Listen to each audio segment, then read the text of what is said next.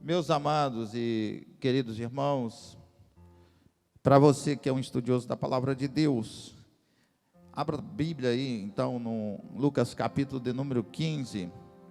E Lucas capítulo de número 15 é muito importante e eu acho uma das palavras mais importantes do Mestre Jesus e uma das melhores parábolas, ou as melhores parábolas estão justamente em Lucas 15.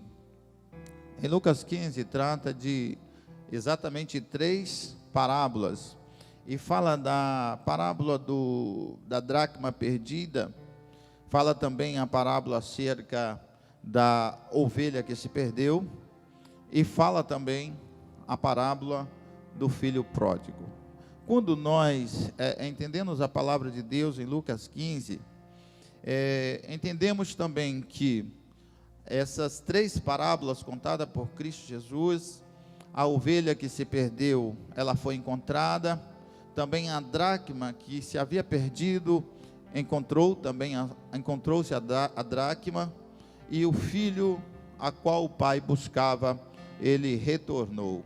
Então são significados importantes para nós, mas eu quero centrar aqui o nosso texto na parábola do filho pródigo, uma das mais conhecidas da palavra de Deus. E o filho pródigo originalmente fala de um sentido do filho, quando vem na nossa cabeça do filho pródigo, exatamente o sentido que traz à nossa mente, à nossa memória, ou na nossa inteligência, sobre a extravagância do filho, o descuidado do filho. Mas no original é exatamente isso. Ele age de uma forma, o filho age de uma forma extravagante, dissoluta, mas também há outros significados, como generoso, como abundante e como aquele que distribui. Então eu quero deixar claro que muitas vezes a gente fala filho pródigo, mas não sabe o significado do que significa pródigo. Então pródigo, ele pode ser tanto esbanjador, mas pode também ser generoso. Então, dependendo do ponto de vista, o filho pode ser um filho pródigo, mas o pai também pode ser um pai pródigo, no sentido de ser um pai generoso. O filho pode ser pródigo no sentido de ser esbanjador, no sentido de ser um gastador. E é isso exatamente o que acontece na parábola do filho pródigo. A gente, dentro desse contexto, quando Jesus conta essa parábola, é importante que nós possamos enumerar quais são ou quais eram as pessoas que estavam presentes no cenário dessa história contada por Jesus. E tinham 3 tipos de pessoas, guarde aí para você aprender aqui nesta noite. Tinham 3 tipos de pessoas que estavam com Jesus. As primeiras pessoas que estavam escutando a Jesus, quando contou-se essa parábola, eram os publicanos. Pastor, o que eram publicanos? Publicanos eram aqueles judeus que trabalhavam para o Império Romano. Lembrando que nesse tempo, Israel estava sobre o domínio, Judeia, Galileia, todos estavam sobre o domínio do Império Romano, e os publicanos trabalhavam para os romanos, como cobrando impostos do povo, e as pessoas não gostavam quando chegava um publicano na porta deles. Quando o publicano chegava na tua porta, poderia ter certeza absoluta que vinha uma cobrança. Então, os judeus normais, eles não gostavam de publicanos. Exemplo disso, vocês podem lembrar da história de Zaqueu, que ele precisou assim subir na árvore, e as pessoas não gostavam dele por ser publicano. Ele pede então para que pudesse ter a oportunidade de restituir se tivesse roubado alguém. Outro tipo de pessoa que nós contemplamos nesta parábola também são aqueles considerados pecadores, né? Aquelas pessoas que seguiam a Jesus, aquelas pessoas que estavam perto de Jesus, mas que eram olhadas e eram vistas como escória da sociedade, como aqueles que eram os beberrões, como as prostitutas meretrizes. Esse tipo de pessoa também estavam buscando alguma coisa de Jesus. Aqueles que estavam enfermos estavam buscando algo da parte do mestre, os leprosos, por exemplo, e eles estavam conectados e estavam também presentes no cenário desta palavra. E o terceiro grupo de pessoas que estavam presentes nesta palavra também era os fariseus. Quem são ou quem eram os fariseus? Os fariseus eram aqueles que achavam que detinham toda a lei de Cristo. Eram aqueles que se consideravam melhor, superior do que outras pessoas. Aqueles que se consideravam mais capacitados, entendidos na palavra, e que criam que eles tinham toda a revelação. E os fariseus, eles detestavam os outros grupos de pessoas, tanto os pecadores quanto os publicanos. Na verdade, se achavam mais santos do que outros. Então, em Lucas 15, a partir do verso 11, 3 tipos de pessoas estavam realmente ouvindo o que Jesus estava falando. Algo interessante também que é importante nós colocarmos aqui, e a parábola do filho pródigo, ela é rica em detalhes, e muita gente já conhece a parábola do filho pródigo, mas eu vou relatar aqui o que Jesus disse. Existia um homem que tinha 2 filhos, a Bíblia diz isso, e o mais moço deles disse ao pai: pai, dá-me a parte da fazenda que me pertence. É um ponto importante. A gente entende então que aquele filho, ele toma uma certa idade, ele toma uma certa atitude, e agora ele queria, dentro do que estava, dentro das possessões do seu pai, ele queria a parte dele.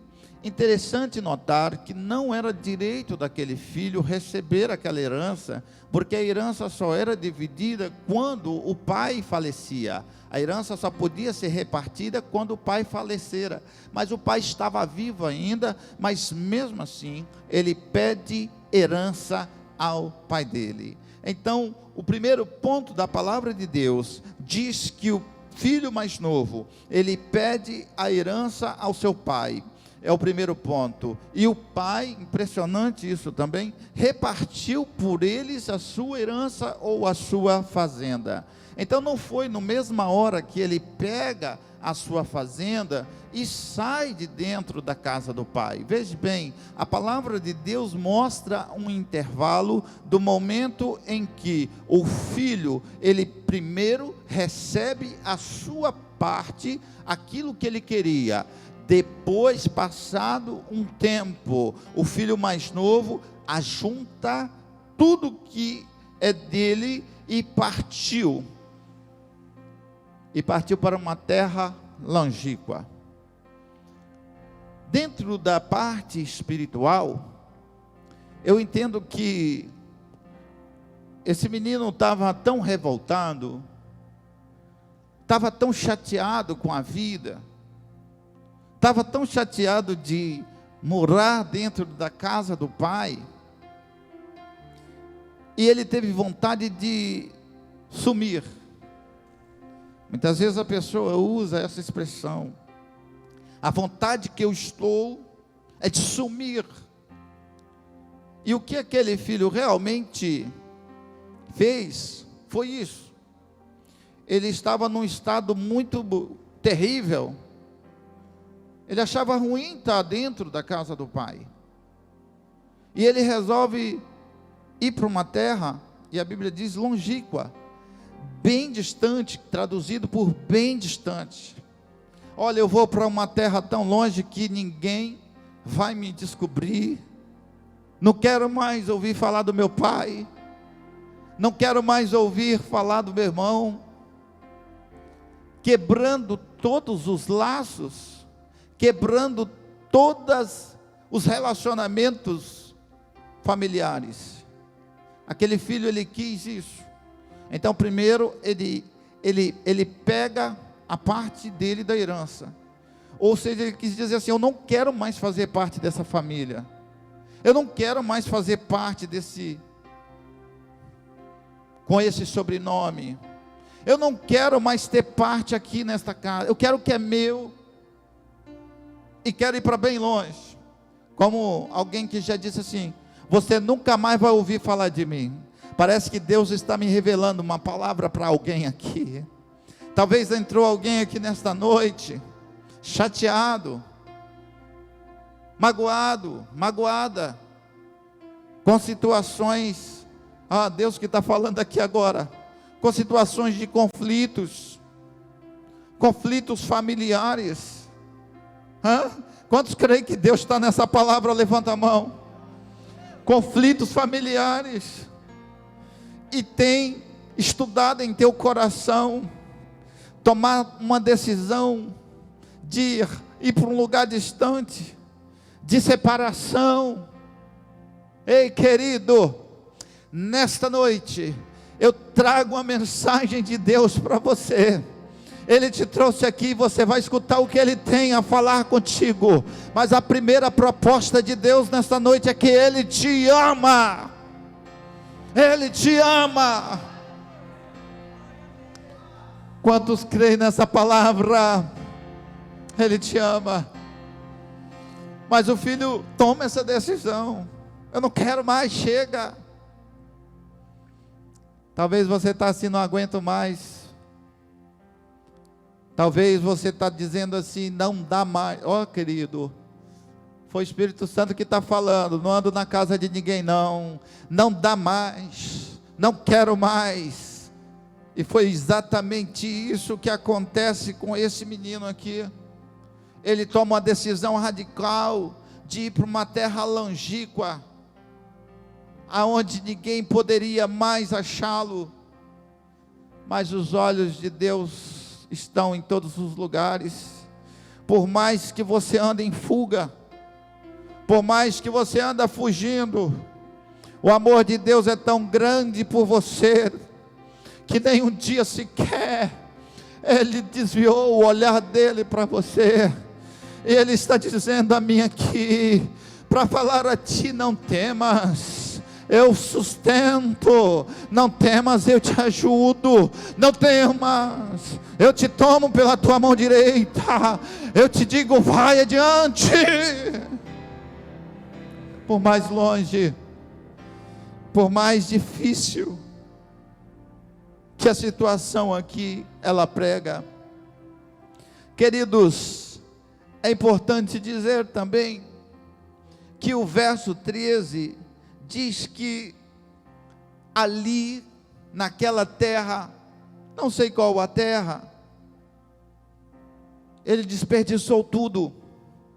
Estava indo tudo bem, estava indo tudo ok, e ele acaba desperdiçando tudo e vivendo uma vida, quando a Bíblia diz dissolutamente, ele estava vivendo tudo o que ele queria, carnalmente falando, estava vivendo uma vida sem regras, estava vivendo uma vida sem o incômodo. É Deus falando aqui de estar na casa do Pai. Estava vivendo a vida do jeito que ele sonhava. Talvez ele pensava: agora eu estou vivendo sim os melhores dos meus dias, porque eu não tenho ninguém aqui para falar de mim, porque eu não tenho ninguém aqui para estar no meu ouvido buzinando.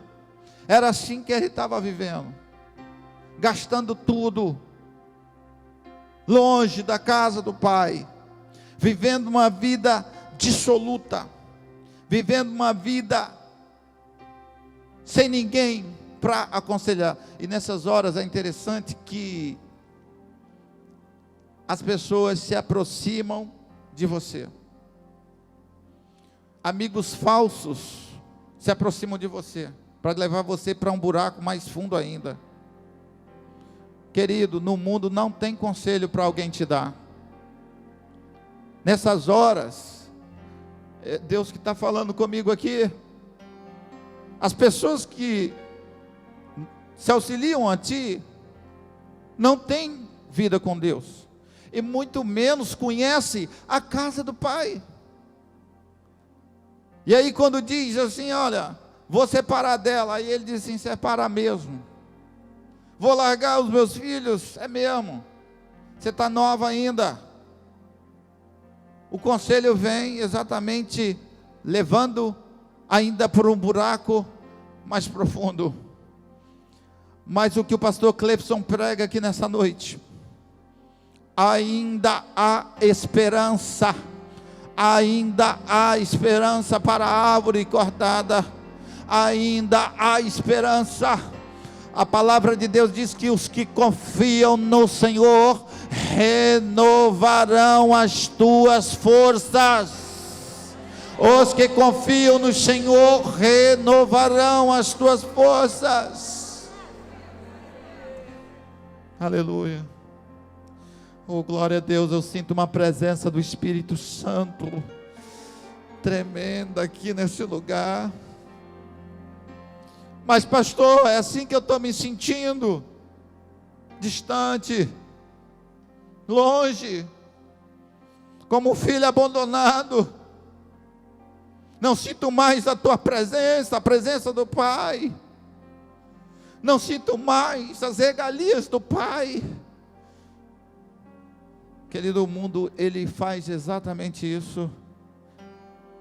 Primeiro ele ilude, te dá uma falsa liberdade, te dá um falso prazer de que vai poder tudo, mas no final disso tudo é um abismo preparado, no final de tudo é um laço. E aqui quando olhamos para a palavra de Deus, a Bíblia diz assim que, e ele, havendo gastado tudo, não fez nem reserva, gastou tudo, da onde, pastor Cleifson? Do que pegou na casa de quem? Na casa do Pai. Tudo que ele tinha, ele gastou, sobrou nada, houve fome na terra, e a palavra de Deus diz assim que começou a padecer necessidades. Necessidade aqui não é só num sentido de fome física. É interessante colocar isso aqui para os irmãos. Muitas vezes você fez hoje, escute bem, 3 refeições ou mais, tomou café da manhã, almoçou bem, mas ainda sente necessidade. Você sente necessidade de Deus, necessidade de sentir a presença de Deus. Por que, pastor, não sinto mais? Porque o mundo te levou, porque você foi para lugares longes que jamais deveria ir, e começou a passar fome. Essa fome aqui eu traduzo como fome espiritual. Faz falta quando estamos longe da casa do Pai. E começou a padecer necessidades. Não tinha mais ninguém com ele. Ficou sozinho, passando fome. E ainda encontra alguém para ter misericórdia dele. Chegou-se a um cidadão, chegou a uma pessoa, pediu um trabalho. E o trabalho que foi dado para ele foi de trabalhar no chiqueiro. Queridos, você sabe o que é para um judeu trabalhar num chiqueiro de porcos? Era a pior coisa que poderia existir, porque um judeu jamais poderia sequer comer a carne dos porcos, que dirá trabalhar em um chiqueiro de porcos. Isso mostra a gradação espiritual que pode levar a pessoa que se afasta da casa do Pai. Isso mostra o que pode viver uma pessoa. Olha o ponto. E mandou para os seus campos apacentar porcos. Sabe o que é mais impressionante de tudo isso? Que ele desejava comer. A Bíblia diz aqui as bolotas, mas era a lavagem mesmo, a ração que os porcos comiam, porque ninguém lhe dava nada. Quando você está lá no buraco, quando as portas estão todas fechadas e você se afastou da presença de Deus, quando o buraco é fundo mesmo, ninguém olha para ti, mas Deus tem uma palavra de arrependimento. Eu sempre digo, uma atitude pode mudar uma história. Uma atitude pode mudar uma história. Nesta noite a sua história pode ser mudada.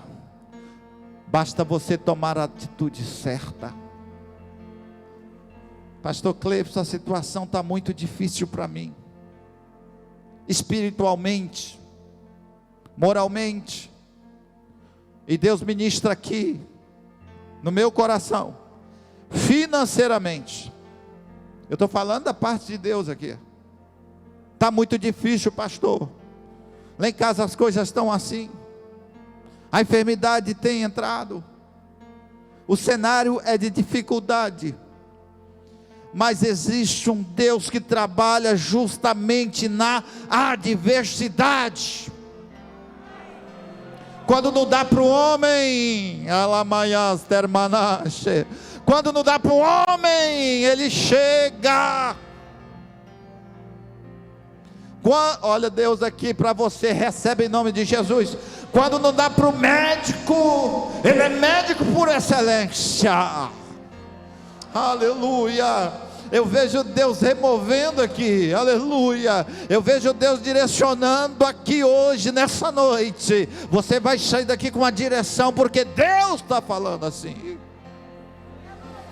Quantos recebem essa palavra? Aleluia. Mesmo que nós não sejamos dignos, mesmo que não sejamos merecedores, mas os olhos do Senhor te acompanham todo instante. Deus não abandona os teus filhos. Deus tem sempre o melhor para nós. Aleluia. Interessante é quando as pessoas que desejam comer as bolotas dos porcos, no sentido espiritual, e se conforma com a situação. Aleluia. Como está a sua intimidade com Deus? Responda só para você mesmo. Tem orado? Tem falado com Ele às madrugadas? Responda para você. Tem jejuado? Tem buscado sentir essa santa, gloriosa presença? Tem chorado aos pés dele? Tem dito que ele é bom? Tem testemunhado a respeito dele? Como está a tua comunhão com ele? Ou a tua zona de conforto está tão tranquilo?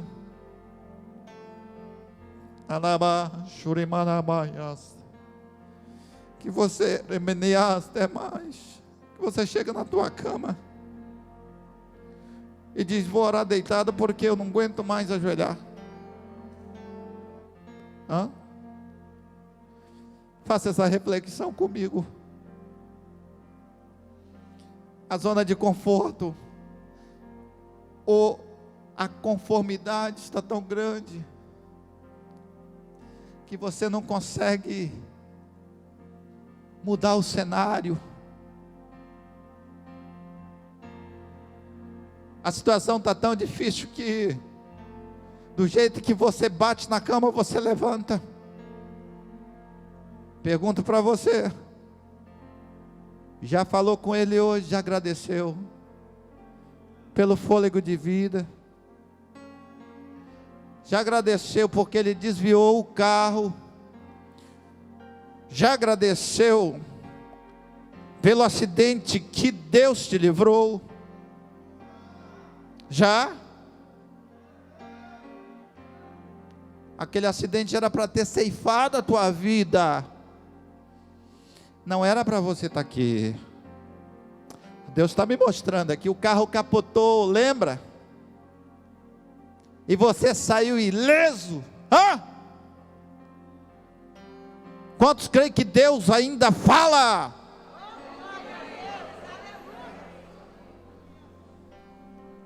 E aí a gente lembra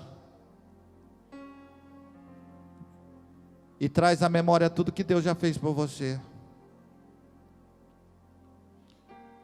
A palavra de Deus diz assim: quero trazer à memória aquilo que me traz esperança.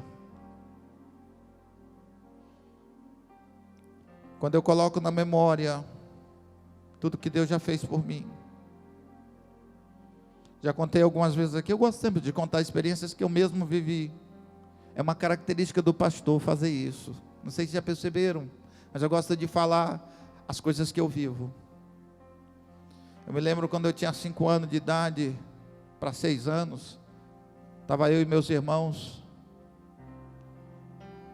Estou vendo Karina ali, minha irmã, não sei se ela estava junto, sempre ela estava nas bagunças junto comigo. E nós estávamos andando, e uma carreta da Petrobras derrubou um fio de alta tensão. Estava junto, Karina? E deu na minha cabeça pegar no fio. Olha que ideia. Mamãe só soube depois. Peguei o fio. Na verdade eu não peguei o fio que me pegou, porque quando eu fui encostar a mão nele, ele me jogou, e eu fiquei naquele campo elétrico, tomando um monte de choque. Eu nunca esqueci isso. Eu poderia ter morrido ali. O desespero era muito grande. Eu me lembro dos choques. Eu gemia. Mas os olhos do Senhor, ó. Isaías 43, verso 2, para ti diz assim: filho, quando passares pelas águas, eis que estarei contigo. Quando passares pelo fogo, estarei contigo. As chamas não te queimarão.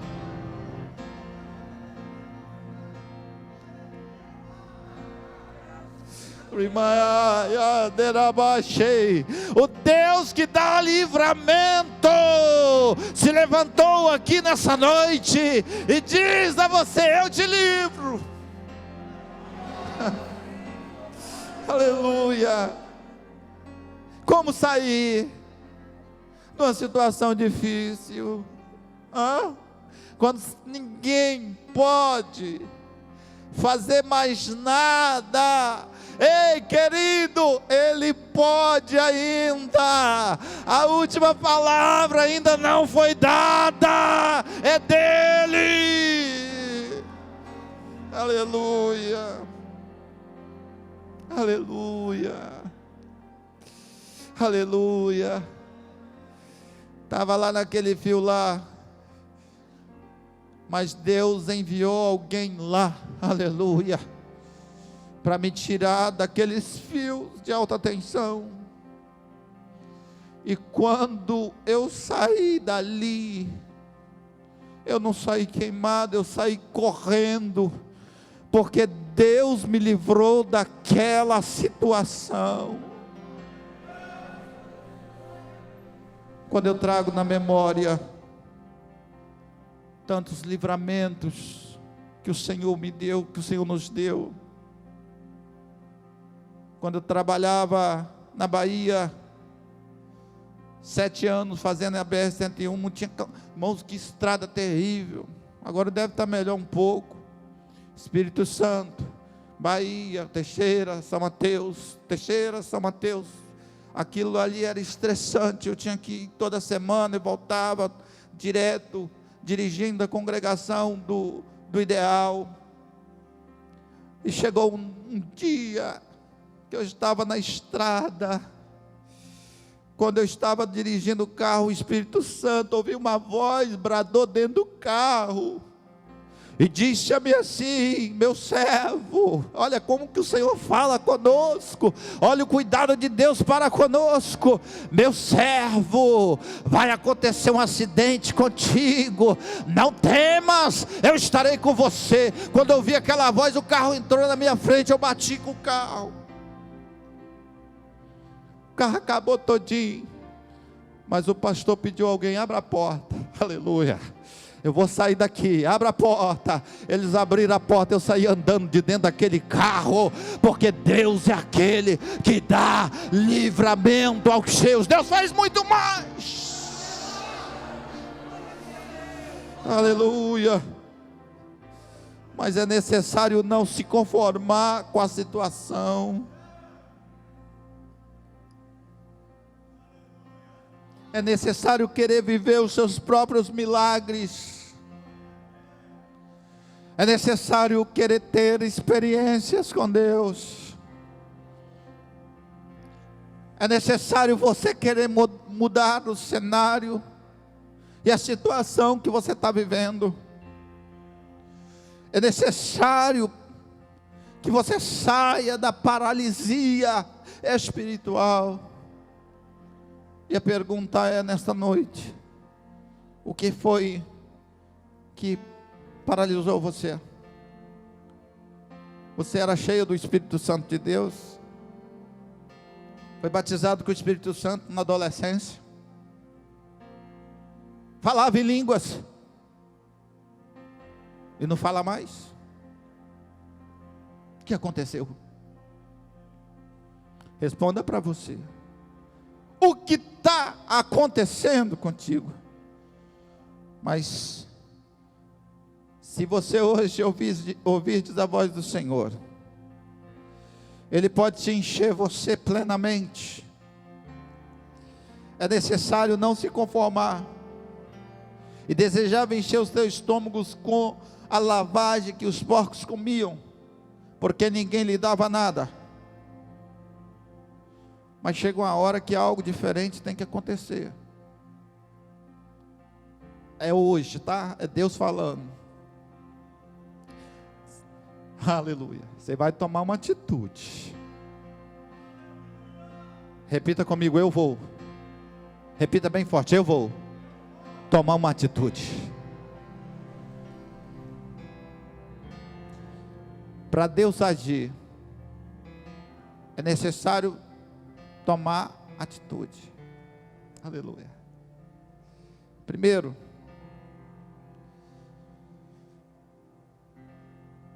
cair em si significa dizer que você é completamente dependente da vontade de Deus. Eu falei completamente dependente da vontade de Deus. É quando você começa a orar e dizer assim: Senhor, eu pequei contra ti, eu errei. Todos nós somos pecadores. É quando você começa a dizer: Pai, perdoa-me. É quando começamos a falar: Senhor, se tu não for na minha frente, eu não consigo. É quando você tira o seu eu e deixa apenas Deus trabalhar. Tem gente que quer trabalhar por Deus. não sabe que está dando errado. Enquanto você lutar com as tuas forças, vai dar ruim. Enquanto você estiver guerreando, é Deus falando aqui, não vai dar certo. O que adiantou você guerrear tanto? Mas existe uma aqui que, se você deixar, Ele luta as tuas guerras. Importa que Ele cresça, querido, e que nós desapareçamos. Ele luta as tuas guerras. Se você abaixar, se você cair em si, atitude de mudança. Atitude de mudança. Aleluia. Exaltado o nome do Senhor. Exaltado o nome do Senhor. Se você cair em si hoje, não precisa esperar a virada de ano. Tem pessoas que esperam a virada de ano, o culto de vigília, para dizer assim: em 2021, você isso, você aquilo, eu vou fazer não sei o quê. Ei, o tempo de Deus para você é hoje. É hoje, eu estou falando para ti. Hoje. Chega desse negócio de deixar lá para o final do ano. E quantas promessas que você fez que você não cumpriu? Até esqueceu o que prometeu para Deus no início do ano. Mas os olhos deles não, os olhos do Senhor não, eles estão sempre direcionados para ti. E caindo em si, ele diz uma palavra maravilhosa. Ele começa a ter saudade do tempo que ele estava na casa do Pai. Aí ele começa a enumerar as coisas boas na casa do Pai. E ele diz assim: na casa do Pai tinha pão, eu aqui desejando comer bolotas. Muitas vezes as pessoas vão para a porta de um bar, se juntam com outros amigos e começam a beber, outros a se drogarem. Essas são as bolotas, as piores delas. Mas quando o dinheiro acaba, filho, quem é que vai pagar a conta? Quem que vai pagar a conta? Quem que vai pagar a conta? Porque o dono do bar vai querer receber, o traficante vai querer receber. Vai ou não vai? Quem vai pagar a conta? Somente há uma esperança, uma mudança de atitude. E começa a lembrar da casa do Pai. Não, na casa do Pai, aí começa a lembrar e fazer comparações. Na casa do Pai tudo era bom, terminando essa palavra. Na casa do Pai as coisas aconteciam. Na casa do Pai tinha pão. Vou me levantar e vou ter com meu Pai. Vou pedir perdão para Ele. Olha o que ele diz: vou pedir perdão para Ele. E vou dizer, olhando nos olhos do meu Pai: pequei contra ti. Reconhecer a nossa limitação nos faz ir mais além. Reconhecer que somos dependentes de Deus nos faz ir adiante. Quando reconhecemos que precisamos do Senhor, Ele luta ao seu favor. E ele foi, não ficou só no amanhã eu vou, depois da manhã eu vou, outro dia eu faço. Você acha que você consegue enrolar a Deus? Você pode enrolar você mesmo. Costumo chamar isso de autossabotagem. As pessoas fazem muito isso. Mas aqui na palavra, quando ele decide, ele toma atitude, ele vai em direção à casa do Pai. Quando chega na casa do Pai, eu quero resumir aqui, para a gente louvar a Deus. E ele fala tudo que ele prometeu. Pai, eu pequei. Ele chora, ele diz: pai, eu pequei. Pai, nós pecamos, errei. Eu não sou nem digno de ser chamado seu filho. Não tem? Quando o pecado está tão terrível na vida da gente. Mas confessa para Deus. E diga a ele: pai, eu não sou digno de ser chamado teu filho. Esse menino aqui diz isso. Mas o pai preparou uma festa. E essa festa chamou muita atenção. E eu quero concluir essa palavra falando sobre os outros filhos, ou sobre o outro filho. E se eu fosse dar um título para essa segunda parte, eu diria: os que estão perdidos dentro da casa do pai. Dois tipos de perdidos tem nessa parábola: os perdidos que estão fora da casa do pai, e os que estão perdidos dentro da casa do pai. Perdido dentro da igreja. Já viu um negócio desse? Perdidos dentro da igreja. São membros do corpo de Cristo. Às vezes participam até de Santa Ceia, mas estão perdidos. Estão dentro da casa do Pai, mas não vivem as coisas do Pai. Estão dentro da casa do Pai, mas não sentem mais a presença do Espírito Santo. Estão dentro da casa do Pai, mas não conseguem conversar com o Pai. Não tem diálogo. Então tem dois tipos de perdidos: os que estão fora da casa do Pai e os que estão dentro da casa do Pai. E tem mais: quando alguém volta, ele é tão certo que se alguém voltou para a casa de Deus, ele olha logo as marcas do pecado sobre aquela pessoa e diz: esse aí tão pecador, e tem festa, o pai está abraçando esse e essa. Ele acha ruim quando alguém se arrepende. Impressionante. Estes são os perdidos dentro da casa do pai. E esse filho mais velho aqui, ele estava perdido dentro da casa do pai.